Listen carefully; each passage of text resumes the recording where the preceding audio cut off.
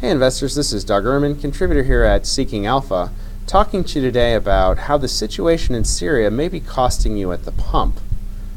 Oil prices recently touched a 2-year high near $110 per barrel, largely on tensions over whether or not the U.S. would use a military response to the problems going on in Syria. Now, the high price of oil is a supply and a demand story, and there are many factors which have contributed. The potential disruption of supply in Libya, strong economic data coming out of China showing that that country's general economic growth has been strong, have both contributed to oil prices increasing.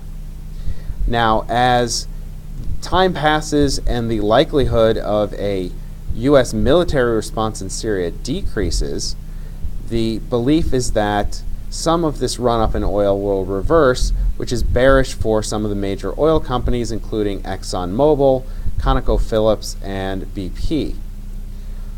Ultimately, I think that the Syria question is likely to be the central issue driving oil prices in the near term, so investors in oil or in any of the major oil companies should pay careful attention to what's going on in the Middle East, using this as a gauge.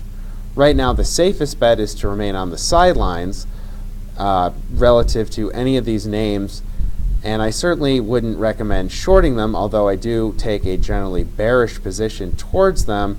I think that a lot of questions need to be answered before we'll get a very clear position on where oil is going from here. Thanks for listening.